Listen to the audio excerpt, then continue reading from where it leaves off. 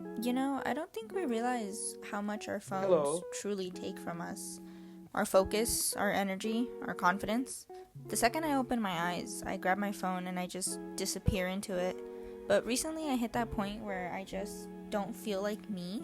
So I put my phone away just for a bit to see what would happen if I gave that attention back to myself. Do you ever get so overstimulated you can't hear your own thoughts? It's like everything and absolutely nothing is going on up there.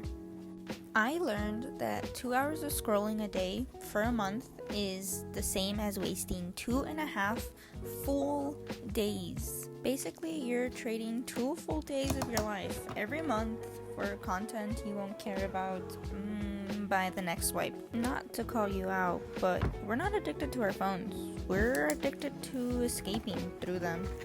Silence forces you to sit with what you've been avoiding, and no one wants to do that.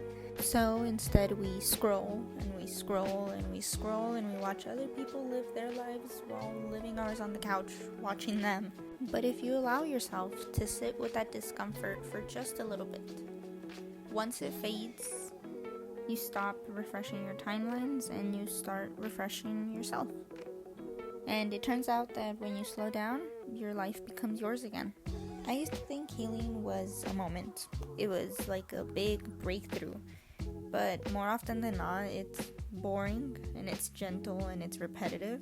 Healing for me has been moving my body simply because I'm able to. It's showing up and keeping the promises that I told myself I was gonna keep, even when I don't feel like it. It's the way I choose stillness again and again and again. That's the real glow up.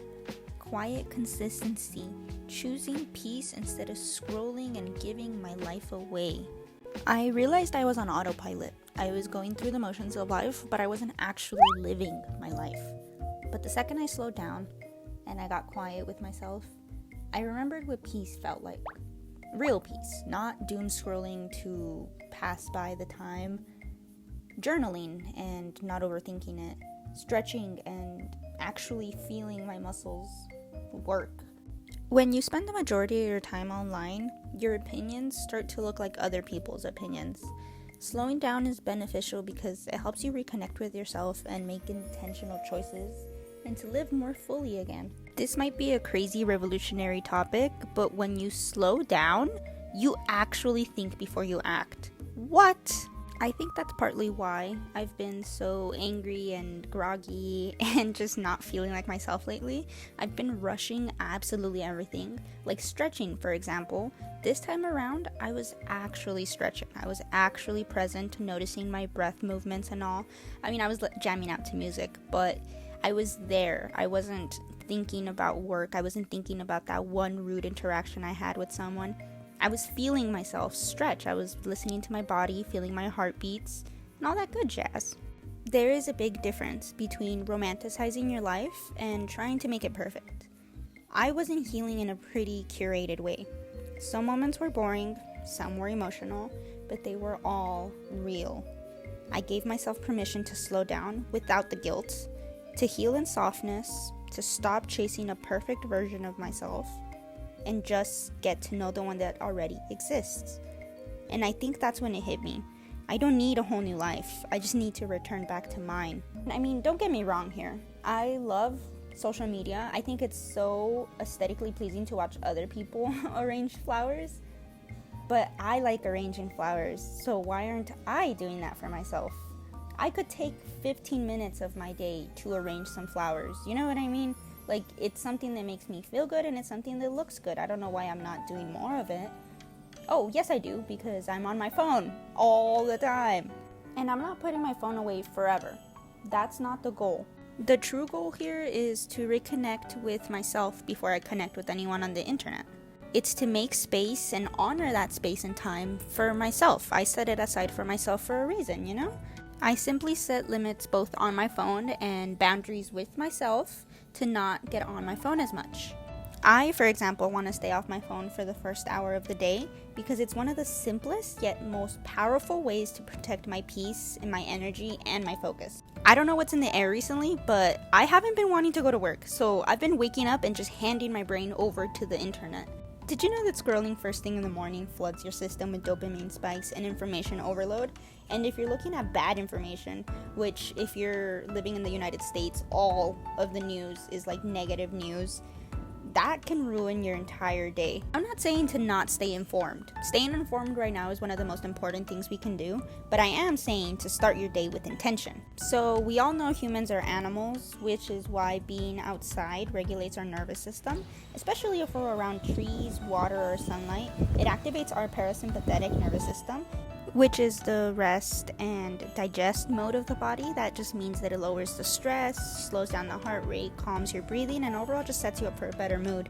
Walking gives your body something to do while your mind is processing thoughts. It's basically active meditation. I've always had really good skin genetics, so I never really had to have a routine. But like 2 years ago, I set up this routine that I have now, and it's perfect. It's like a daily ritual towards myself. I'm basically worshiping me, which is the way it should be. I think this is one of the ways that I first learned self-love.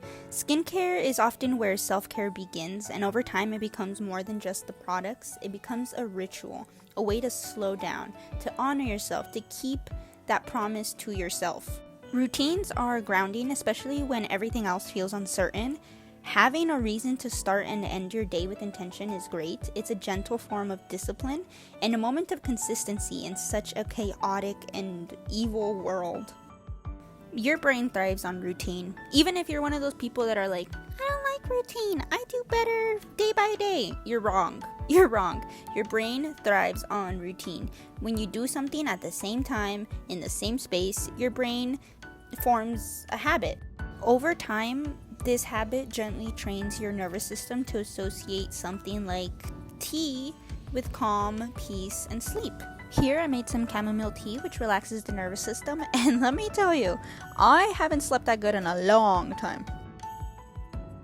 I also made sure to change my wallpaper because I feel like when you change your wallpaper, it kind of signifies a new era. Maybe I'm overthinking it, but I picked that, and because isn't that gorgeous? Mark my words, y'all. One day I will be living in an apartment with this kind of view.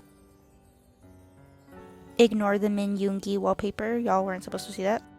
I'm using this wallpaper as a sort of visualization tool. Your brain doesn't know the difference between real and fake. So when you imagine something vividly, what it looks like, what it feels like, what it sounds like, your brain fires the same neural pathways as if you were actually there. This is basically programming your subconscious mind, and your subconscious mind runs about 95% of your life.